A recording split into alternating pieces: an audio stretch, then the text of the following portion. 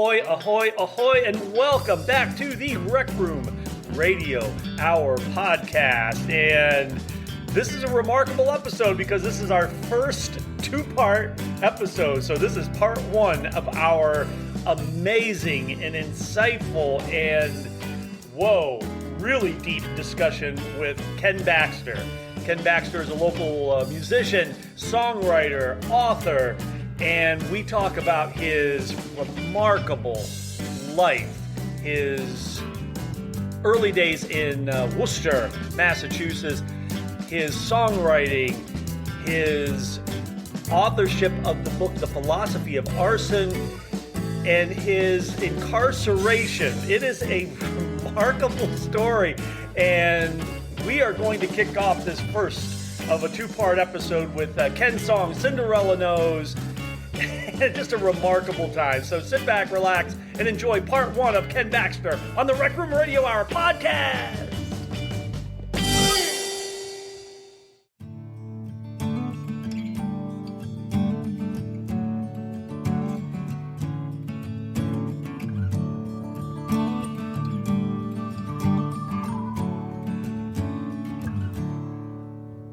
Cinderella stares out the window in the morning, barefoot, coffee in hand. She watches the sunrise, the blue sky. Cinderella, she's got a plan. She's got a plan.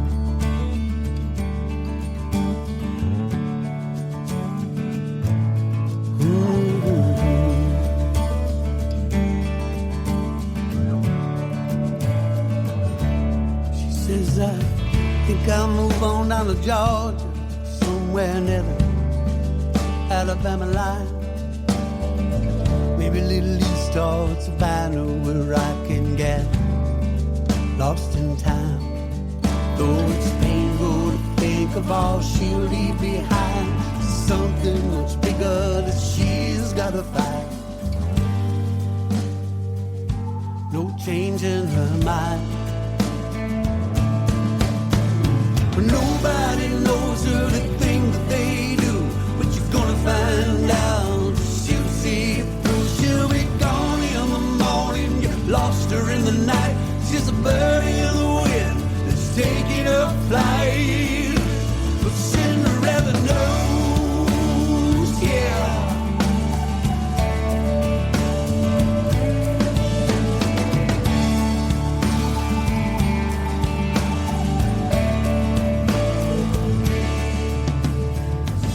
Knows if the shoe fits, you wear it. You only get one chance to dance at the ball. Though it's painful to think of all she'll leave behind, something much bigger she's gotta find. No change in her mind. Nobody knows her, the thing that they do. But you're gonna find out that she'll see it through. She'll be gone in the morning. You lost her in the night. She's a bird in the wind that's taking a flight. But Cinderella knows, yeah. Cinderella knows, yeah.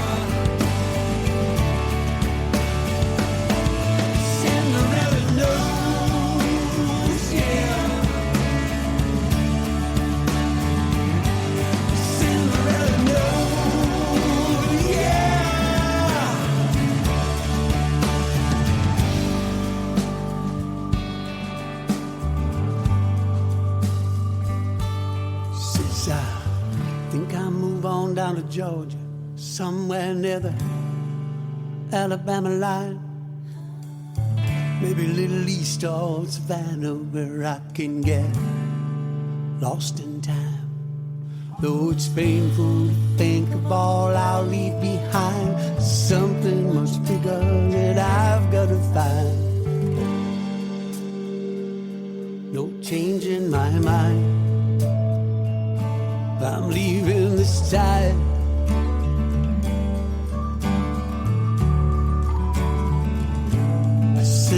Cinderella knows.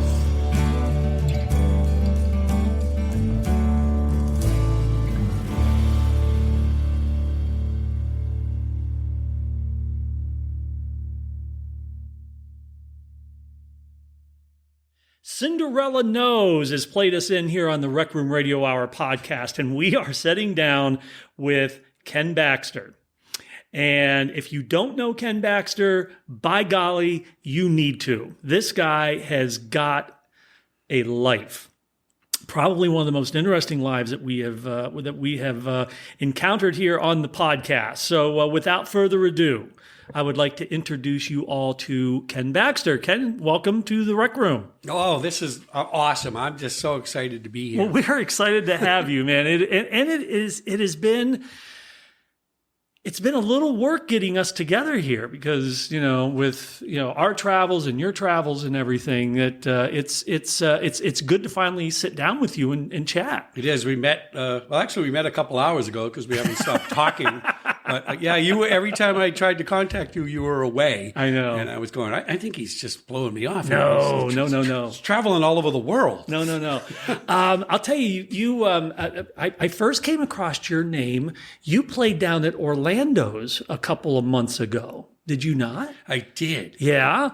Yeah, that we live a mile away, right up the road. Yeah. And so my wife knows the owners, and we thought it would be nice to sit there on a Tuesday night and play. Yeah. And that turned into this, what should be called the listening room. Yeah. They have a little corner room with a fireplace and couches. Yeah. And we took that over on one night, and that I want to go back there again. I really think that that's a place that people should So know this is about. Orlando's in Muncie. It is. Yeah. Phenomenal food, and Yes. as surprisingly, this a little corner room which has some phenomenal sound. And I brought friends from State College, and we played a whole night. And I will hopefully do that again. Well, as a musician in the area, I saw Ken Baxter at Orlando's, and I'm like, Orlando's is doing live music. Well, I have to jump on that.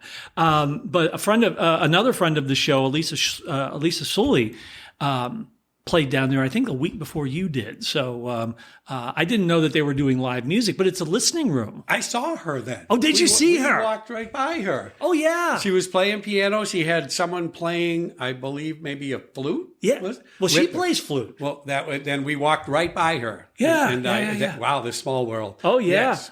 And she does live looping with not only the keyboard, but I think with the flute as well. I heard it. Yep. I knew she was up to tricks. She's phenomenal. And we don't want this to be about Alicia because she's getting her own podcast here at some point.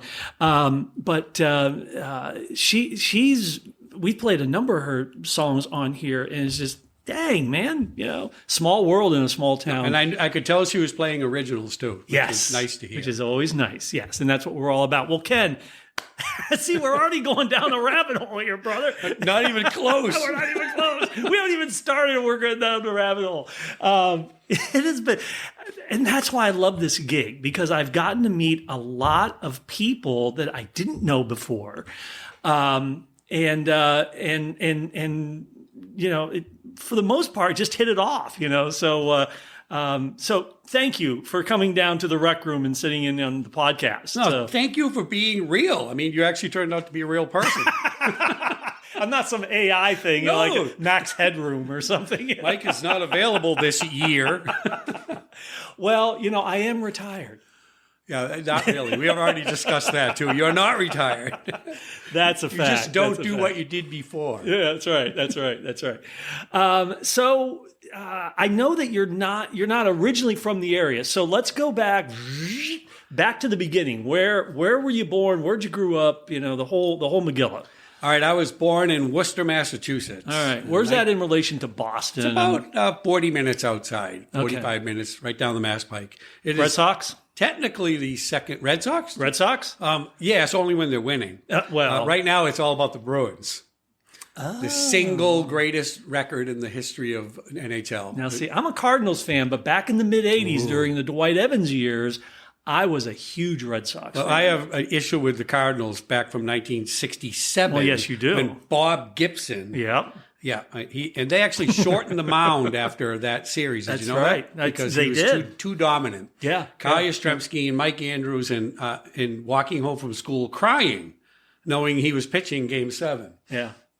Wow, how do we get there? I don't know.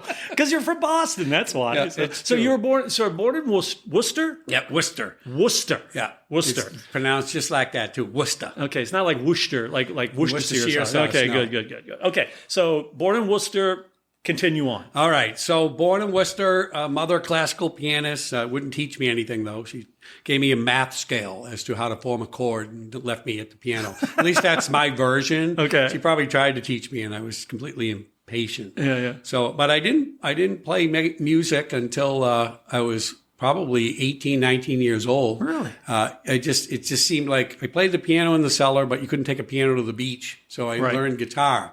And unfortunately, and that you make me think right away because you say Worcester, I never learned to be a musician. All I had to do was learn to play 3 chords, and I was entertaining. So I was instantly in a band. And if we can give advice to the world today, don't do that. Go out and learn your craft. Yeah, but all you need is 3 chords and the truth. You know what? That's a counter comment that I'm going to have to just say. Yeah, you got I can't me there. claim credit for that. That's Johnny Cash. That's attributed to Johnny Cash. But that's all you need is 3 chords and the truth. I mean, come on. Well, since you said rabbit holes, and this is not a 6-hour course. It could be though. I loved playing, but I also knew I didn't feel like a fraud, but I did. I felt like I didn't know music as well as I should have because I could sing and I could write songs, but they were good, and I think I knew that they weren't great, but it didn't matter because we got to play music and as much as we wanted, and then I had owned a health company with my wife. I have several degrees in martial arts, and Oh my gosh. and so Well, there are some interesting stories of your life that we're going to get to. Yeah. So, and these you'd normally pause on and say those are interesting, but things got really crazy. yeah. So, mom, your mother was a trained musician. I mean, she taught. She was a brilliant classical pianist, and, Wow. and she would play the theme from Dr. Zhivago, and my favorite was Flight of the Bumblebee. Yeah. And she'd have the sheet music in front of her. Yeah. And I, as a little kid, thought all you had to do was have these, I called them ancient scrolls in front of you, and you could play. Yeah. And so I would sit down and just hit the piano, and she said, no, absolutely not. And I still to this day pretend I can play Flight of the Bumblebee. But she was an artist. She taught art in the cellar. Really? And has a lot of paintings that are still on Cape Cod that you could still walk into places and see her stuff. Oh, wow. So, yeah, she was pretty talented. Yeah. Wow. Well, lucky you. I mean, to grow up in that environment, you know? That's one lucky aspect of family life growing up in my house. But the father was a little mean. But we won't go there today. Okay. Yeah. So are you a paper trained musician? Are you like trained like in school and No, I am not. I do have a son that followed the correct route to music. I learned actually this was before YouTube, and now that's probably the greatest thing that I've ever found in my life. You go on there and some 17-year-old kid can teach you every scale, and if I had that but there we go. If I had that growing up. Oh yeah. But I know, because remember the old days when you get a song, it's like we got to learn this song for a band, and you would have to get the 45 or the album and sit there and put it on manual and like really slow. And then as you slow it down, that's not the right chord. Right. And my talents, or my patience, I should say, did not lie in learning the songs the right way. It was more like, well, we do the song this way because it's our way. Right. And we know what that means. That's right. Yeah. You really couldn't figure out the relative minor there. That's right. I always say if I play the wrong note, it's jazz. Absolutely. Because mathematically correct. That's right. We are going to get down rabbit holes here. We are. Oh yeah, these young kids don't know how good they've got it with their YouTubes and that. So do not. Yeah. So what time frame are we talking about when you're kind of learning the guitar and slowing the records down? And stuff looking like at 1977, 78, coming out of high school. Oh man. And I had already had a black belt at that time, so I wanted to pursue that, but. That is not a career you need to pursue. Back then, it was the PKA, Professional Karate Association, and Chuck Norris was the president. And, Really? and you couldn't fight in a ring in Massachusetts. It was illegal, and there's money, but it was in Rhode Island. So I would go and actually compete. And I was pretty fast, but I didn't like pain. And it also, broken fingers and stuff is not conducive to learning to play an instrument. Yeah. But I ended up continuing on my own in that, and it picked up a weapons degree and Really? So that was it was a fun. I was small, so it was almost like learn to defend yourself. So how old were you when you got the black belt? 14 was my first. Really? One. Yeah. Wow. And then achieved a couple over the years, and So you could have more than one black belt. yes, you can in different disciplines. Oh. So I have those. They don't seem to work as well now that I'm getting older, though. The knowledge there, I doubt the body would. My wife would disagree, but Yeah. Well, but I mean, is it like yoga? Does it help you stay limber? Does it help you stay like flexible, or is it interesting? That's an interesting rabbit hole that you just opened up. Okay, good. Good. Yoga is an interesting, and there's the New England accent. Yeah, yoga. You add R's where they aren't there, and you take them away from. Yeah. So I take a yoga class, and I wanted to become a certified teacher. And what the history of yoga is the fact that originally the people that had all of these abilities were taken away, and you learn to. Martial arts was created from yoga. Really? It actually, learning to bend your body in one way, everything is the opposite. If you want to help, you bend this way. If you want to hurt, you bend the opposite way. So they actually took and created people that had an understanding of how the body worked and reversed it. And so having martial arts first made yoga actually very easy. Really? Because it was all about relaxing the body and slowing things down rather than doing them independently quick. Got it. So there's a science behind the whole thing. Yeah. So the big question though is, what did Chuck Norris think about jumping from, martial arts to yoga? He probably looked at that. It was that was a conversation that never happened.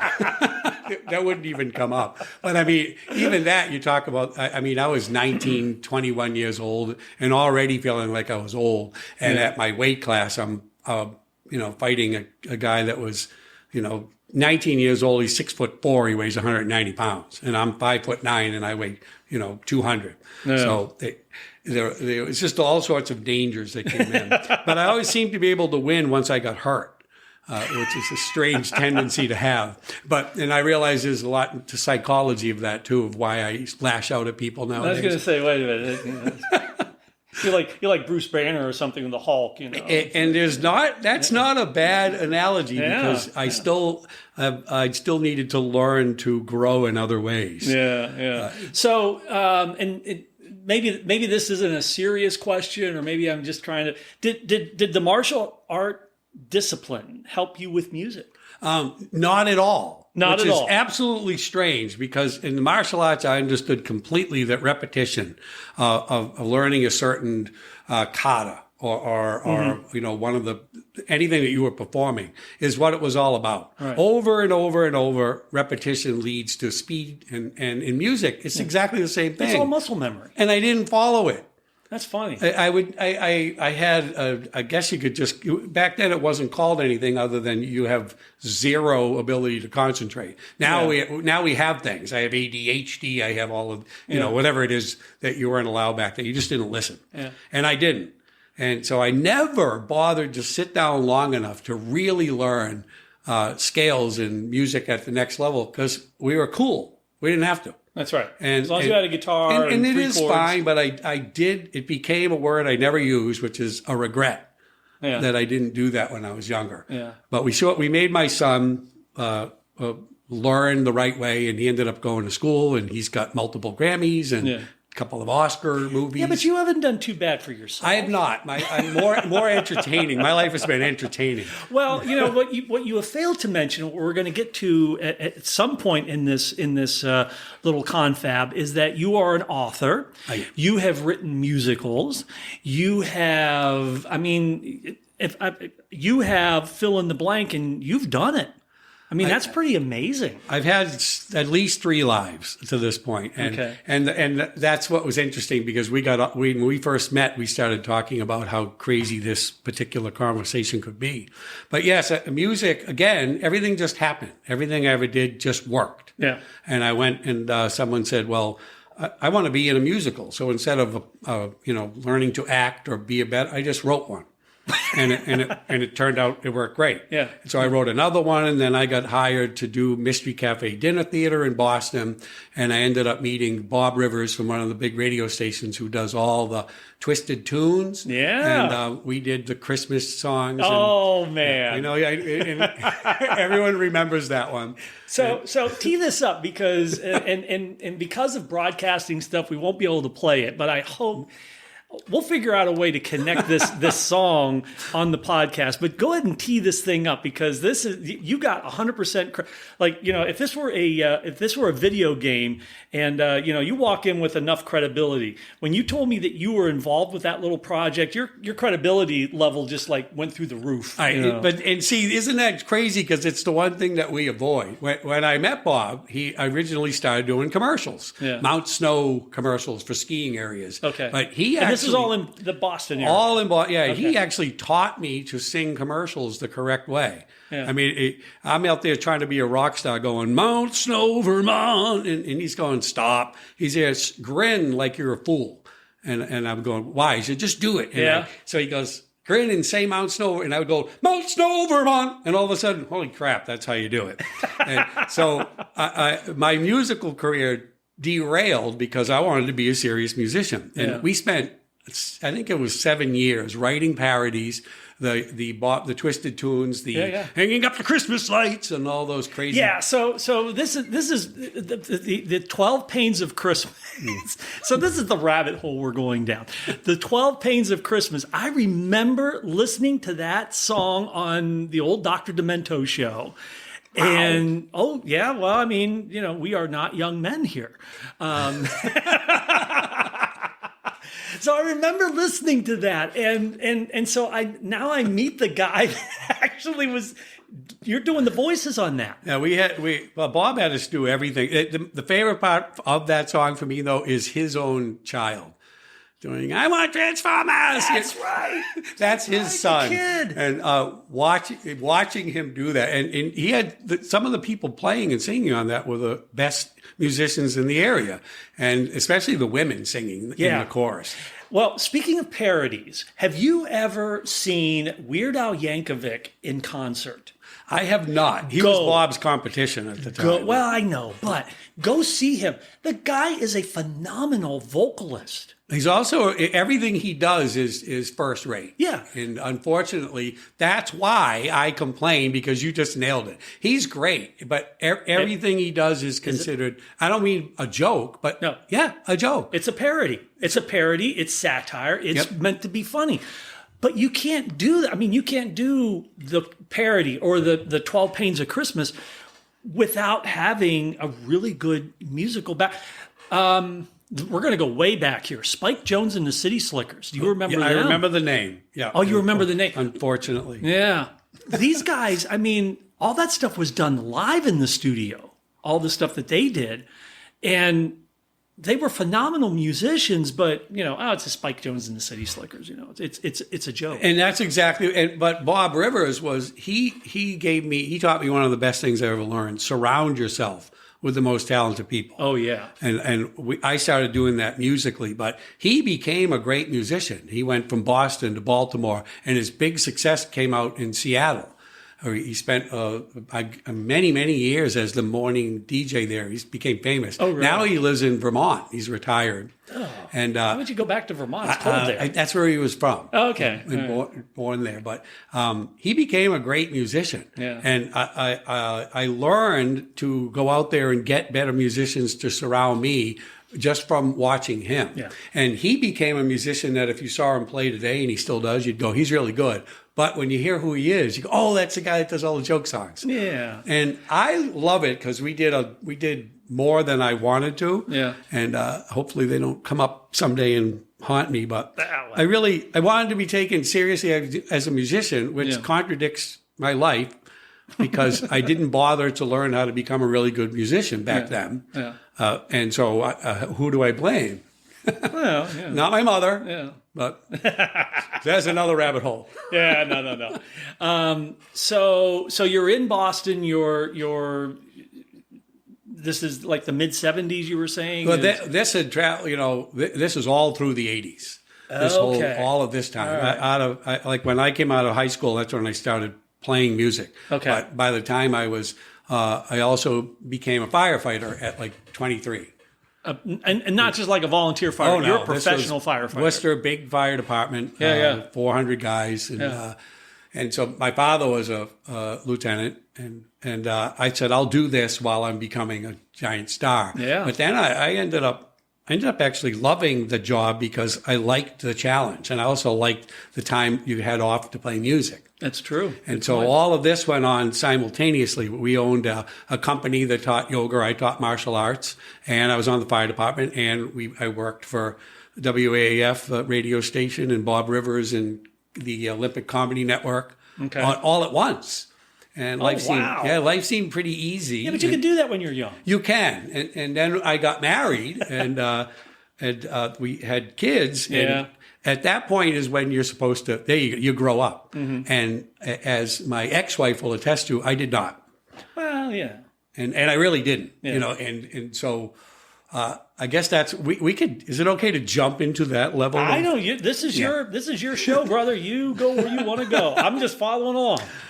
Because it has to be about the music. Like I said, at this point, I was still just a kid doing whatever I wanted to do. Right. And with your three chords. I had my own studio, and so we were recording music. Oh, yeah, you had a studio at home. I had a studio built into the house, and how old are you then? I'm 23. And okay, all right. So so this was when you were living back home. Yeah, you're already out on your. Okay, I'm tracking now. Yeah. Okay. Okay. Because we'll when we bounce around, it'll get confusing. Okay. That's what I'm here for. We had we bought all this equipment from a studio that went out of business. Oh, wow. And at the time, I had met all of Joe Cocker's tour band, and I wanted to use them all on stuff, and I ended up eventually moving them into my house, which is the story you told. Don't ever move Joe Cocker's tour band into your house; you will get divorced. So this is Joe Cocker mid '80s. Though. Yes. Okay. So this isn't.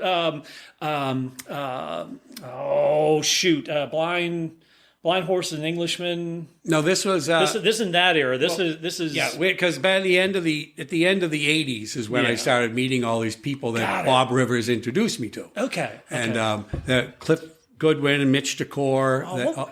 You see, it's funny, you watch a Joe Cocker video from the late 80s or something, and then you see these guys playing. Yeah. And you realize one of them sells shoes for a living now, and the other. It's I'm interesting. trying to think what Joe Cocker had a hit in the 80s. Good times or fun times? It was a typical 80s. Well, you've been pulling names out of hats and songs and monkey stories, and so if anyone but that's can how my brain works. We get that now. Yeah. Yeah, most people see squirrels. I see, there's a song lyric. There's Joe Cocker. What was his hit in the 80s? I think, I'm not even going to guess. I'm not even going to try to guess that. Yeah, I can't remember what it was. So did you actually meet Joe Cocker? Yes, I met him in New York. No kidding. Okay. When I think Michael Lang was his manager back then, and Bob Rivers took me. And we ended up at one point singing Up Where We Belong in the surrounding revolving Marriott Marquis down in Times Square. Okay. So I met him there, and most of his band lived. So were you Jennifer Warren? You were singing her part? Yeah, that was me. Yeah. The funny thing is when I came back to Worcester, most of his tour band that lived in the area. Yeah. So I put together a show, and I released my first album in like the late 1996. Got it. And we did a tribute to Joe Cocker because we had his band, and we released my album at the same time. Okay. So when I remember telling my wife this is when I walked off the stage from that show, I should have retired. Everything in my life was fine. Yeah. We accomplished the album we wanted, and all of this stuff that we just talked about, from martial arts to music and the fun songs. Yeah. I walked off and I said, that was great. You can't match that. You should go on now. I'm done. You can't do anything better than this. And I'm on the fire department. And so I didn't. Good. And well, good and bad, because we both have big grins on our face, so it's hard to transition into some of the songs that we'll end up hearing today, because everything in my life worked. I always had a grin on my face, well, you seem to be an optimistic person. I am overly optimistic, and That's good. things tend to work out even when they don't.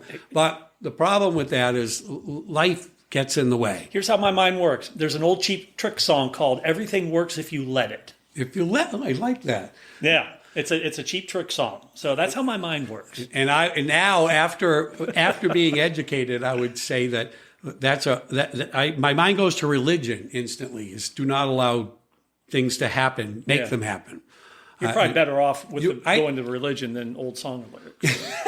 Well, and I mean by religion is not hiding behind a religion that allows you to, take credit or blame for anything. Stand up and make your own mistakes. So I thought I'd try that route, so I did. Yeah. I went the make mistakes way. But I guess what we're avoiding is the worst and best part of the whole story. Yes. We're obviously jumping forward again, but I continue to do this even after. Let's go back. So let's go back to you're growing up with your 3 chords in Worcester. Yep. I love that 3 chords. Well, but I mean that's all most of us. That's where we started. To working with Joe Cocker's touring band. So.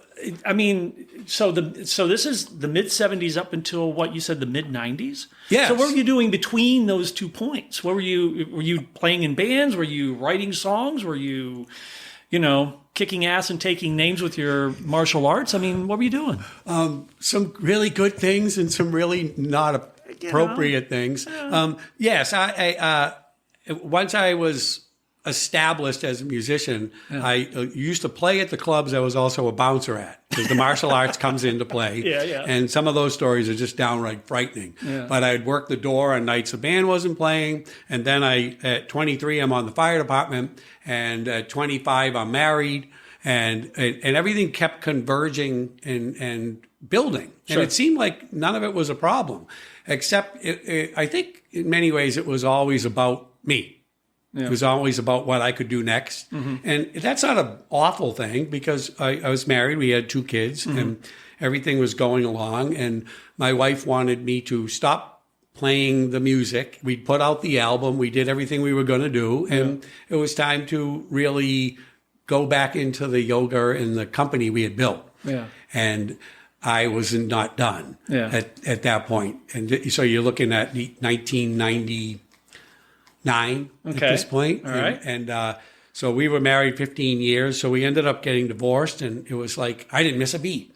I'm down in Atlanta playing. I'm doing all this stuff, and the kids were old enough. So you're playing down in Atlanta, like listening rooms, clubs. We were doing at that point the gated communities, which was a lot of fun. We'd go into I had a friend that lived down there. Now, when you say a gated community, you're meaning right outside suburbs of Atlanta, in little amphitheaters. Yeah, like the high end, the neighborhoods. La-di-da. So then it was. I had a partner that I do duos with. It was down the Cape, the ski areas. So everything was still really good. Yeah. And I was just doing whatever I want and enjoying my life, and I got a little bit older and probably should have calmed down. I've been on the fire department well over 10 years at this point. And but things weren't as fun anymore, because obviously music came back in the 80s. If you didn't smoke pot or do cocaine, you weren't really in a band. And so to me that was never a big deal. But when I got divorced, my older son was kind of I guess he was a prodigy, genius boy. He got into the Mass Academy of Math and Science, which he graduated from at 17 years old. Well, you done good. And it had to come from somewhere. I mean, you know what? I'm going to take that credit for that, which will be a great lead in a minute, because that's an interesting thing. Do I get any credit for that?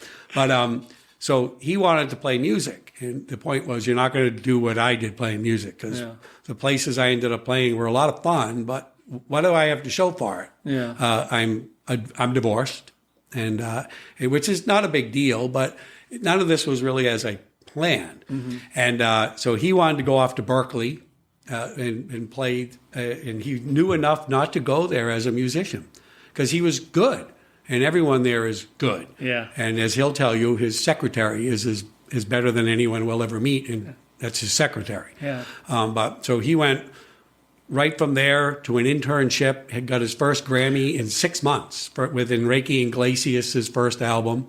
So he didn't do the Berkeley track as a musician. He went in as a production engineer in Pro Tools because he grew up sitting in a studio. Yeah. And your studio. My studio. And he understood. You done good. So again, I love this guy. Thank you. Well, it's true. I mean, come on. If you're a kid and you're sitting there and you're watching your dad in a home studio making what I assume are quality, from the stuff that you've put out here, I can assume it's quality stuff. I mean, that's got to be like, that's my dad. And I think at one time I was that cool. But so it's funny how you grow out of the uncoolness. Well, and I expected that, but I overachieved in the uncool area. Okay. It's okay. Yeah, but I mean, so he went off to California. He ended up, So you got the home studio. Your son goes to Berkeley on the production track. What do you do? I mean, what are you doing at this point? At this point, this is where I think we take a turn. After being divorced and he's going off in that way. And this is your oldest son, right? My oldest son. I'm still working on the fire department. I'm doing and still playing out. Yeah. But now it was on, what are you doing? I mean, you go out on a Friday night and all of a sudden it's Tuesday. Yeah. And we know so many musical stories that go this way. You're having more fun than you should, and you keep claiming that it's great because you're having a great time. People pat you on the back and they tell you, oh, you should have been a bigger star. Now the sentences turn from you're really great to you should have probably achieved more. and you're right, but I was happy with my life. Exactly. But I wasn't. Yeah. And so he's on to Berkeley, and my youngest son was more of a everything's been done child. The whole world it works in mysterious ways that he doesn't have time for. He's going through all these phases of saying, I don't understand the economy. I don't understand this. I don't believe in religion. Yeah. And I get it. He was a modern day philosopher. Sure. But he developed a heroin addiction at 16 years old. Oh, gosh. And this came out of nowhere. Sure. And so now I have a girlfriend who's buying properties that I'm fixing up, and I'm still just having a ball. It's all about Ken having fun. Yeah. And my wife. And you're still in Massachusetts. Yep, still in Massachusetts. Okay. My wife sends my son to me and says he needs to live with you for a few months, and you need to see what's going on with him. Well, as soon as I saw him, I said, "Well, you're doing heroin," and he was. So I've been on the fire department. I was going to say you're a fireman. You have seen this stuff. 25 years on the fire department. Okay. So at this point, and I'm going, how bad is it? Yeah. And he said, I'm fine, and he wasn't fine. I mean, he moved in with my parents for a while, and that did not go well. There was money disappearing. And Ken, the reason I laughed is because I spent almost 40 years in medicine, and when someone comes in that obviously has an addiction problem, they say, "I'm fine." Yeah. Boom. Yeah. Well, and so you understand. I mean, it's nice that you understand, and so and I guess we should explain that at this point in my life, I can't sit here and beat myself up, and the audience will understand why. Because to get right to the point, there was no fixing him. And I knew this. His mom didn't really understand, I think, the depths of which heroin grabs people, and it wanted him, is how I wrote in the book that I wrote about this, because that's what ends up being what the book is about. So I don't know what to do with him, and I let him live in a house we're rebuilding against the wishes of the girl who owned the house. She didn't want him there because she understood the problem. And I let him stay there, and that turned into a meth lab in the middle of the night. And I ended up catching him doing this, and he was in there with these two older gentlemen, and that didn't work out well for them. And they ended up backing out, going, "We'll be back." And sure enough, I said, "You're going into a lockdown unit. That's the only thing left for you. Yeah. And I sent him back to his mom and said, that's it. He's going into a program. Well, very shortly thereafter, the house was set on fire. The house that you're rehabbing. That you're rehabbing. Yeah, Got it. That he used to live in. It had the meth lab in the cellar. Yeah. Got it. So they did such a horrific job because it was very amateuristic. Yeah. And yet it was enough to destroy the interior of the house. I showed up, the water had gone out the cellar door, collapsed and everything was ruined in the house. And an interesting story, if you have a house that's vacant in a city the size of Worcester, you can't insure it because you're not living in it. So if you're not living on the property, the insurance quadruples. So we only had the house insured for what we bought it for. I'm the only one that knows that there's a fire that happened in the house. Yeah. And I'm a professional firefighter. So, you can see where this is going, folks. But you know what? It's part of the tapestry of your life. It is. Go ahead, man. So there's a lot more to this, but I decided after sitting for 21 days in the cellar of this house, no one knew. My girlfriend didn't know. She was just asking what's going on with the house. And I told her there was termites, which there were. And she said, well, this needs to be taken care of. I'm not losing any money. And her suggestion was, what if the house burnt down? Which I found kind of comical, but yet interesting how people, when it comes to money, will do just about anything. Yeah. So my wife called me and said, what's wrong with our son? And he's on heroin. She said, yes, he is. Let's just end the conversation. Yeah. So now I have the ex-wife saying, this is your fault. You grew up as a party guy playing music. I have the girlfriend saying, the house that we bought is on you. Yeah. So I decided, you know what? You're right. This is all on me. So I taped up all the windows and the doors on the hottest day of the year, went to my parents. My father had cancer. My mother had advanced Alzheimer's. And I said goodbye. And I went back to the house, and when I went in, the pressure was intense. My goal was to have a vapor expansion that wouldn't cause a fire because I'm a professional firefighter. I was going to say, ladies and gentlemen, we're talking to a professional firefighter here. So you have sealed everything up. And baked this thing like a cake. Got it. Okay, and you could actually see the windows bowing from the change in pressure. So I went into the attic in my bathing suit and sandals and a MEPS burner you use to heat up pipes. Mm-hmm. And I dropped it and said, goodbye, out loud. And the entire house came off the foundation, and I'm still standing there in one piece. I had a burn on my leg and arm. I walked outside and I called the fire department. And we can edit this out if this is good. So you stood in the attic of this place, dropped the benzene thing, thinking I'm going with the house. Got it. Dude, I mean, that's a lot to throw at you at once. But the thought process was, I'm sorry. My life has been phenomenal. Yeah, everything I ever did worked. We already heard that. Yeah. But to what end?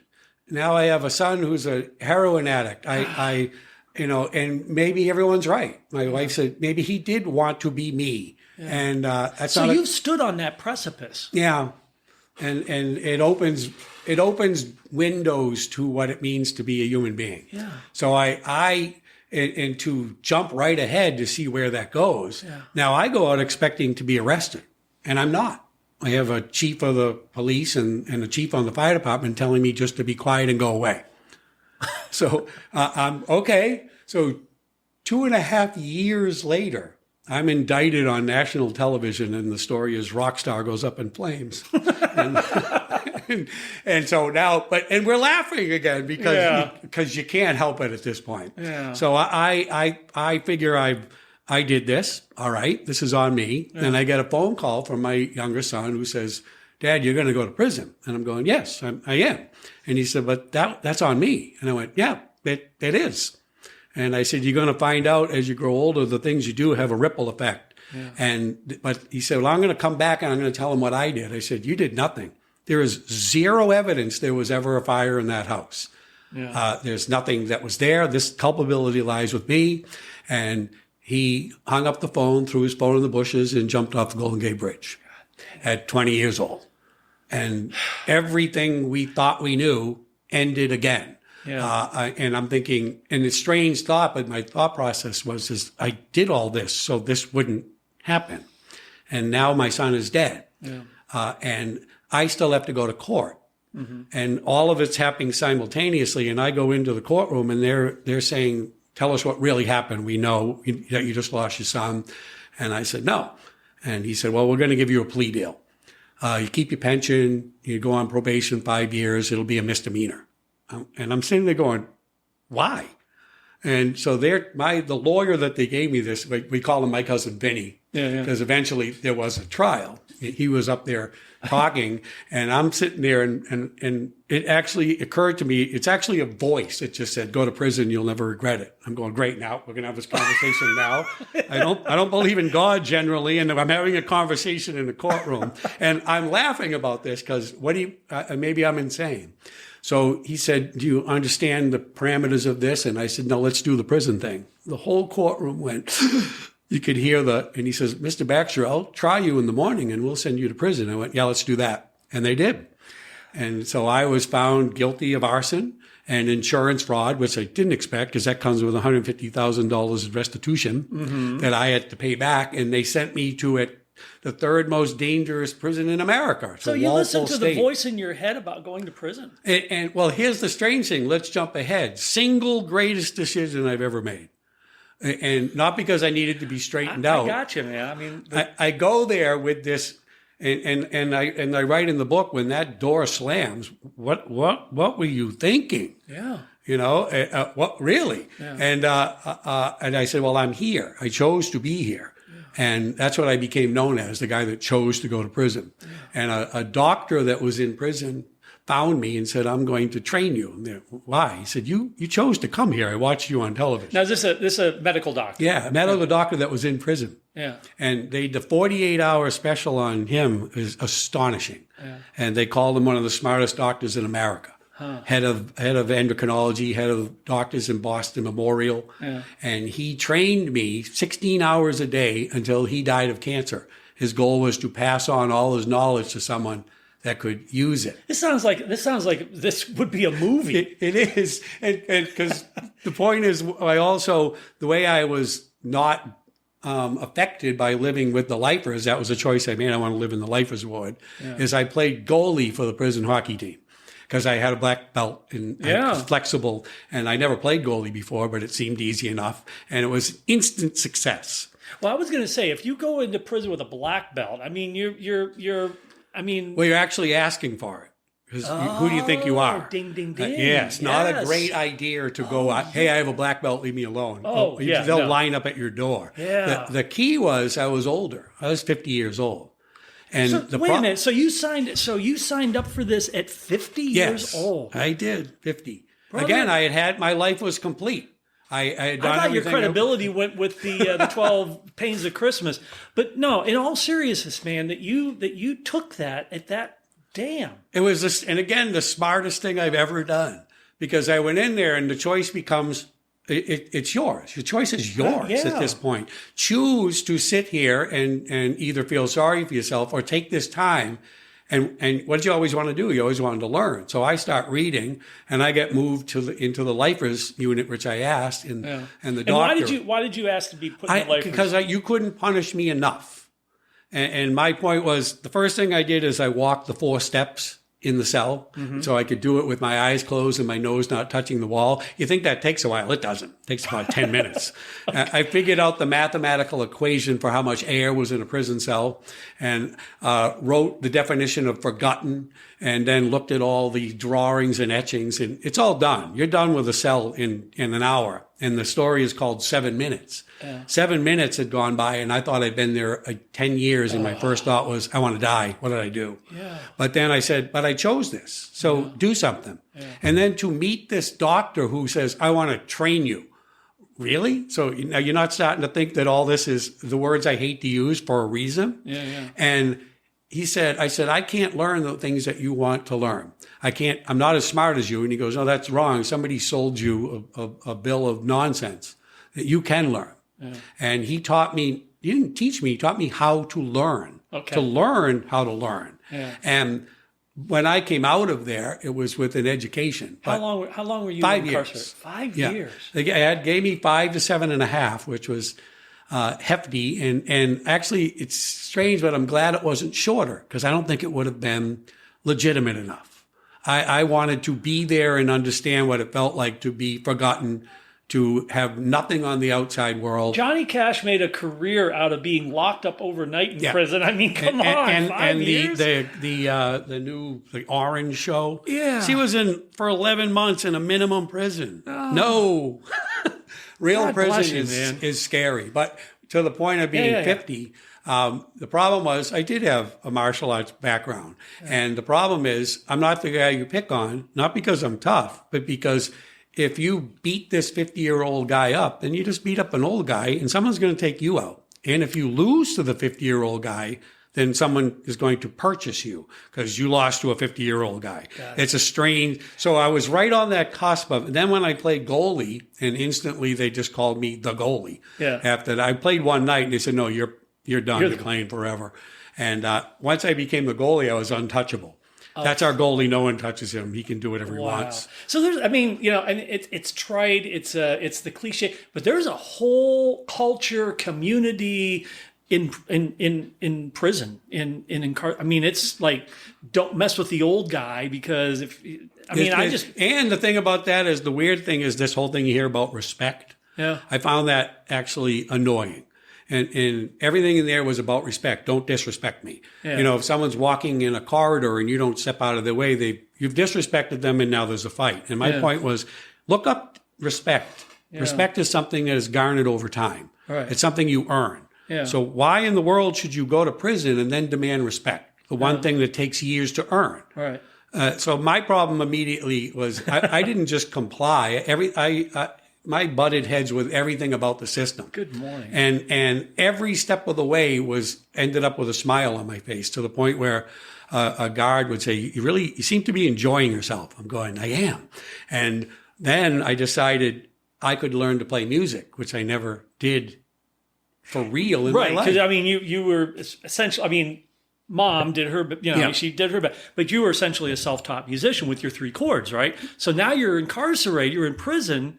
So you have a music program, right? That's right. No, there's nothing in prison. There's nothing for you. There's no rehabilitation. There are no instruments.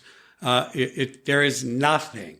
It was the biggest disappointment and the biggest lie that I ever came across, the myth. There's nothing there. Yeah. You are warehoused and your whole goal is to bring you back. That's the entire plan. Yeah. When you look into the money aspects of what it costs to, I mean, that's a podcast.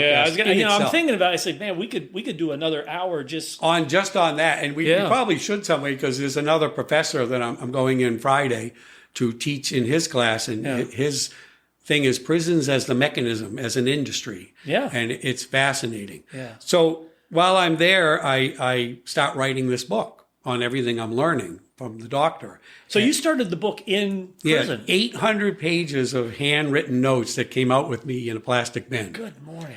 And we converted it to this book, which is now taught at Penn State. Yeah. So and we have the book, and we have the book here. The book is called The Philosophy of Arson. So and we will link this on not only the radio Facebook page, but also when we post the podcast, we will link the Amazon. I assume this is on Amazon. It is on Amazon. Okay, so we will link this so you can buy this book. I have a copy now. I am going to read it.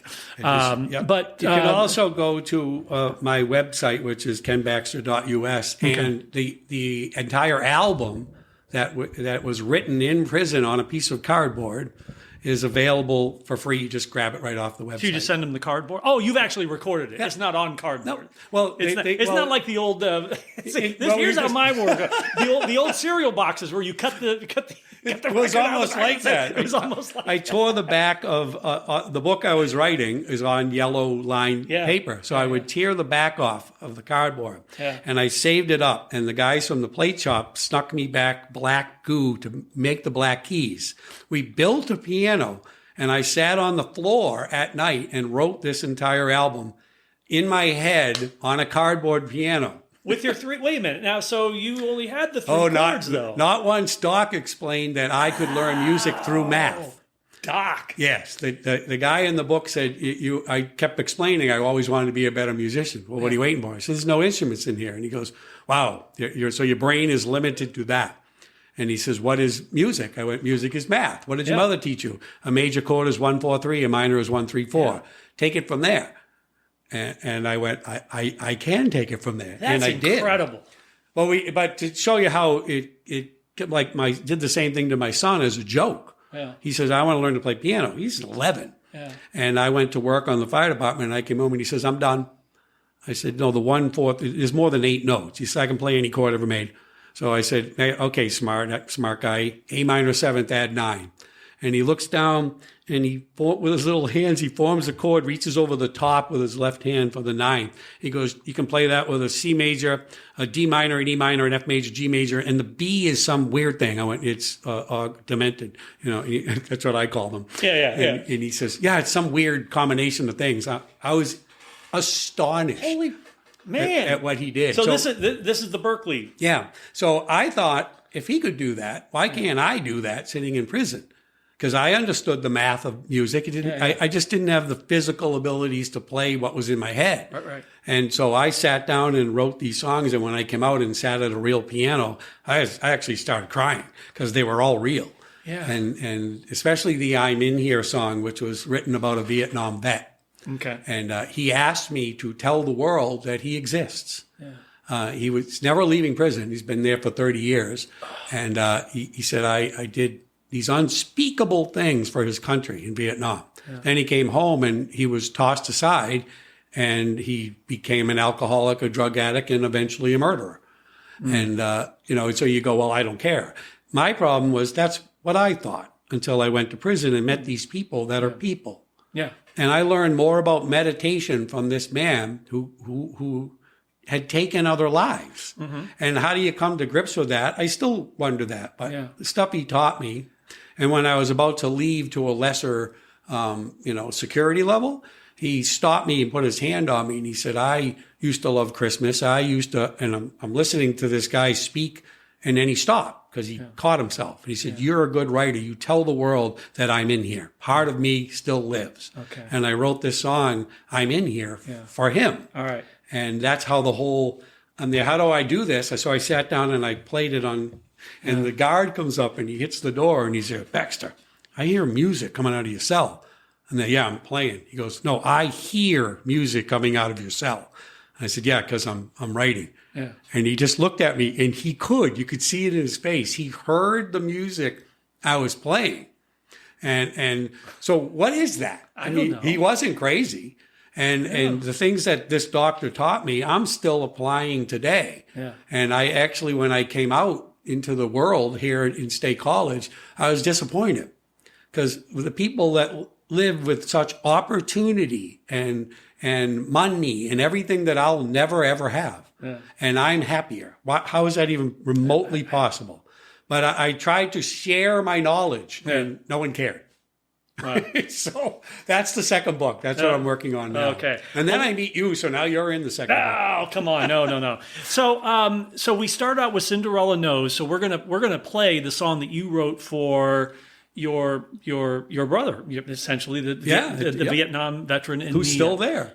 He's still there. He's still there. Yeah, because he'll die there, which is an interesting thing.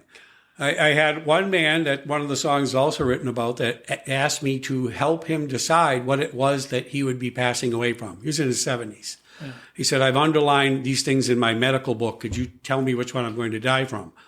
And I'm looking at him going, well, actually, you've got a lot of this right. Yeah. He said, I have here's my blood tests and things I got back. And I'm like, you have all of these things. Yeah. And I'm guessing it's probably, it won't be cancer, but it'll probably be a heart attack because of everything. And he said, that's what I thought. Just thank you for, because he wanted to know. Yeah. Because that's the only thing that's for certain, that he was not leaving. He was leaving in a bag. Yeah. And well, you're in the military. You know what that is. Oh, yeah. I mean, I don't want this to be, this isn't about me, but I can turn this into you. No, we're not, because this is about you. But you walk into, when I went to Iraq, I said, I'm dead. Now, I'm not a frontline combat person, but that's how you survive. It's like, I'm dead. So you see, you really understand. You actually understand that, and few people get to that point. Yeah. There's nothing wrong with that statement. No, there's not. I'm dead frees you to have a chance to live. Right. And only there's only a hand. And the funny thing is, look at the difference between an inmate and someone that's serving their country, and yet you wouldn't believe the things you have in common. Oh yeah. And, you know, some of these guys I met, I would trust with my life because they've done bad things and then they're not going home.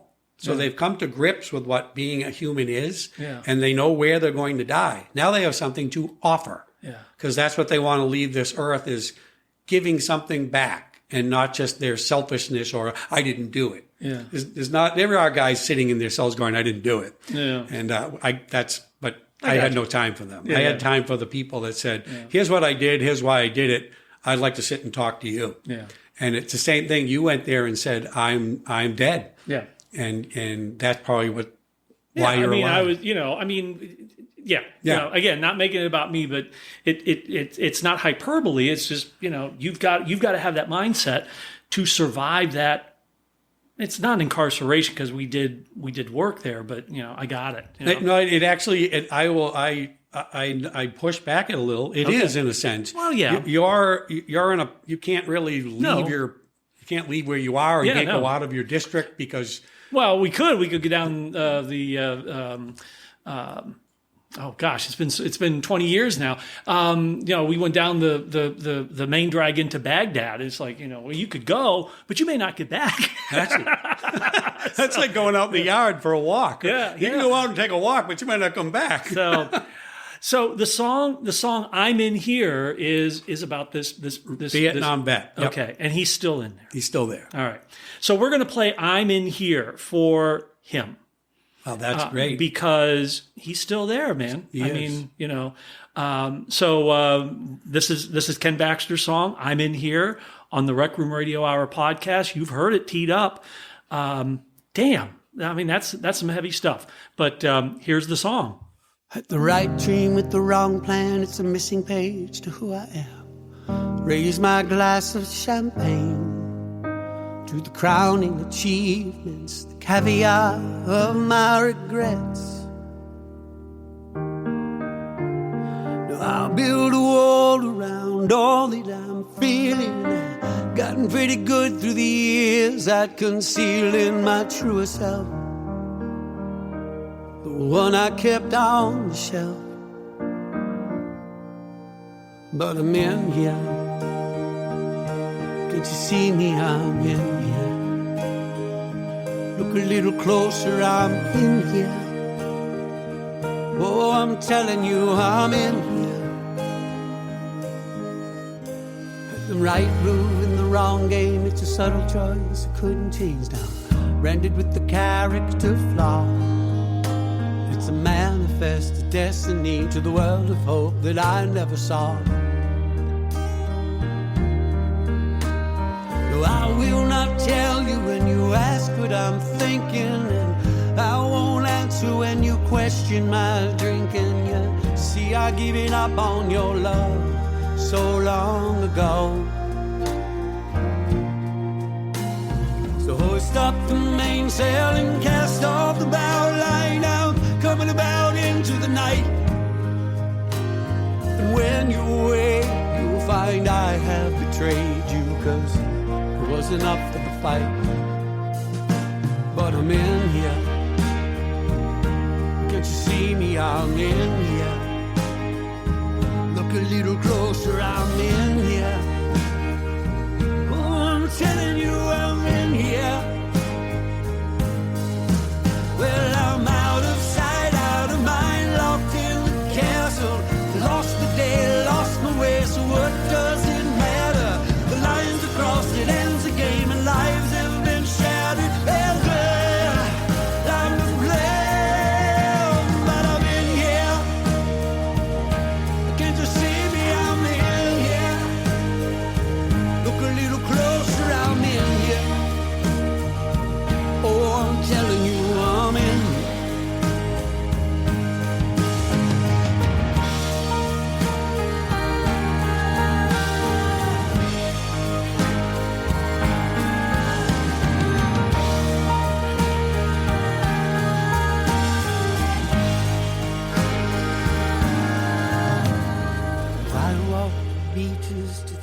in September. Climb the mountains to a full moon in the cold of December. And I watch the sunset over Monterey Bay.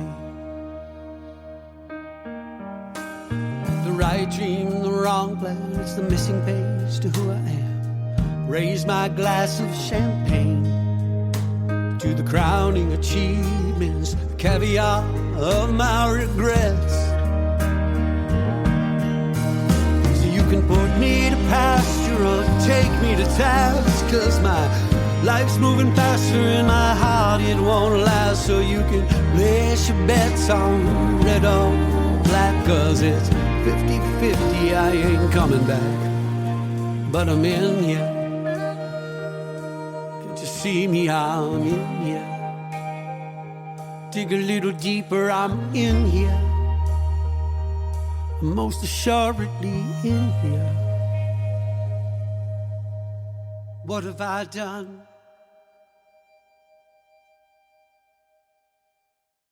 I'm in here. And man, the guy that you wrote that song about is still incarcerated. He is. He will die in prison. I mean, wow.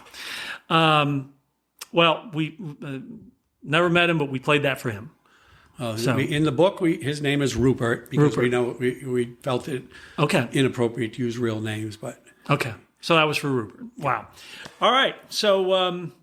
So where do we go? Because we have a lot to talk about here, brother. Where do we go from this point? I'm going to let you just kind of pick this direction out here.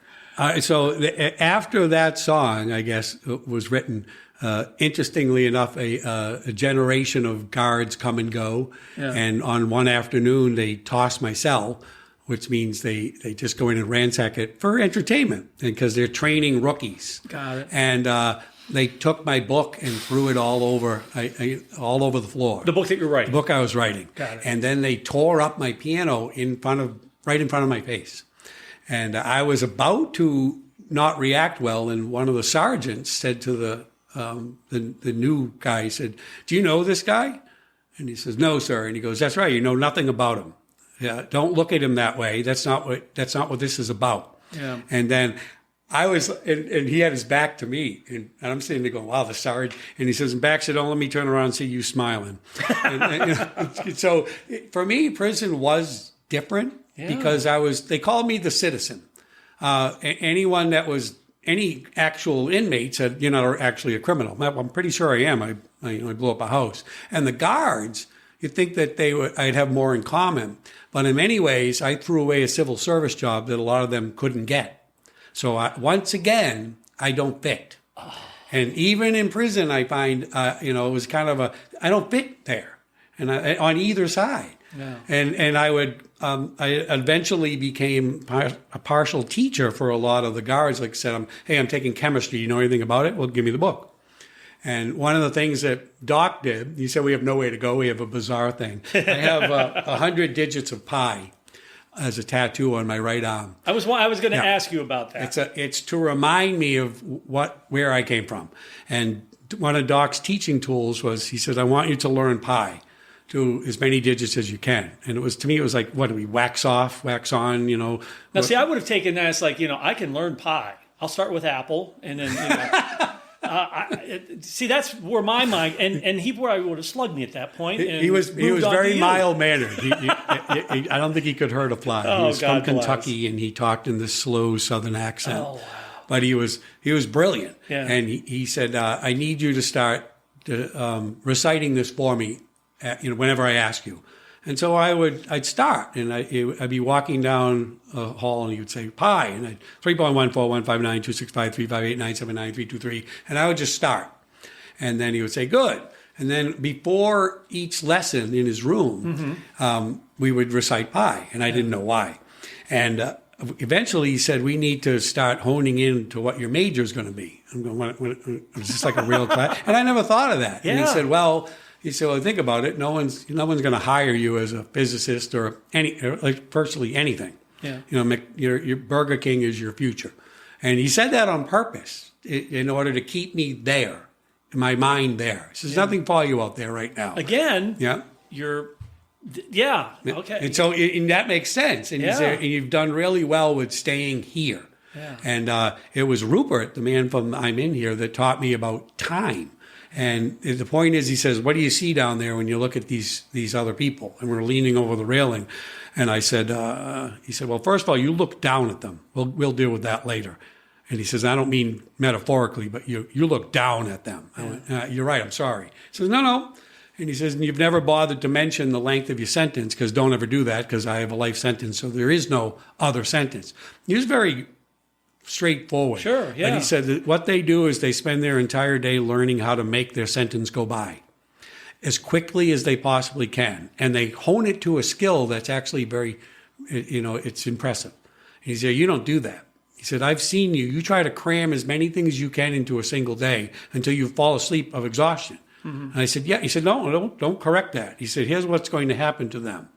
When they get out of prison, they won't be able to slow time down. Right. They've learned to speed it up. And then they'll be back here.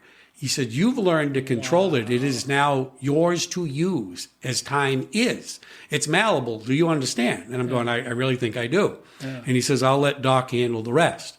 So Doc said, all right, I want you to start thinking. And then he said, here's 4 or 5 books. And they were The Life of Plato and Socrates. And, oh, my word. And why am I reading this? Yeah. He said, I want you to start on philosophy. And he says, come up with a brand new idea, something that they haven't come up with. And I was so infuriated after a week of trying to do this. And I came up, I said, this is impossible. Even you can't do this. And I said, I read about the 3 reasons of Plato. He goes, what did you call it? I said, well, it's where Freud got all his ideas of id, ego, superego. It was called reason, appetites, desire, and spirited aggression. I mean, anyone should see that. He goes, I don't think anyone does see that. And we had this whole conversation about what I had learned. And he says, I believe we just found your major. And the philosophy, he says, yes, we're going to switch all of this and we'll start teaching you philosophy that you can apply when you get out of here, because that's something you can use. Yeah. And so we switched everything to the theories. Now, wait a minute. Now, the old joke is the kids that go to the 4-year colleges and major in philosophy, they end up at Burger King. Yep, they do. Yeah. But and we were prepared for that, because anyone that we speak to in class, I actually mentioned that.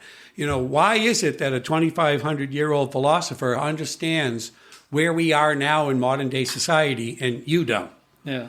And I said, because if philosophy isn't what you think it is, you need to develop, and as Doc said, philosophy needs to be new. He goes, that's up to you. Philosophy is something that you choose to live your life, your day. But you don't just say, I'm a philosopher. You need to back it up with information.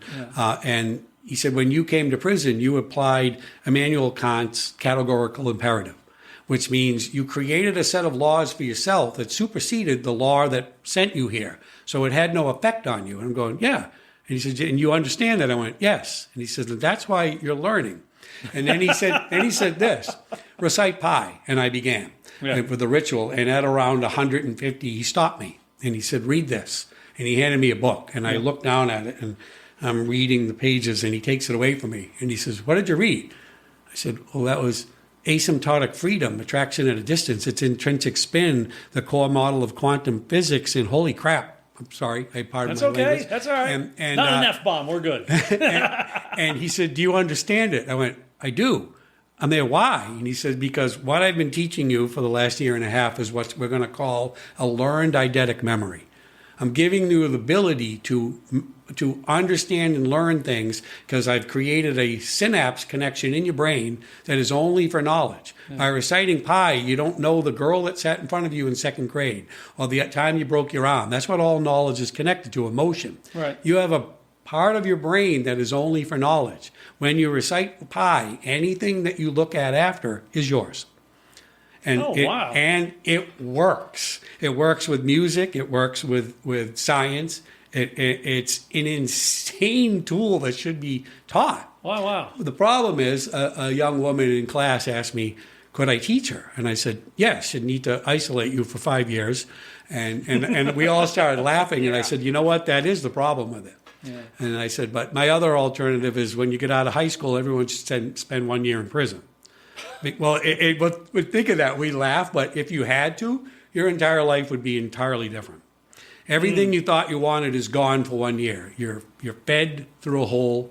You have to read. You can read anything you want. It's all your choice. Yeah. Learn what you want, but you're going to get in line, walk around a track, no visitors, 1 year. Yeah. And it would change culture forever. Wow. But I digress. Yeah.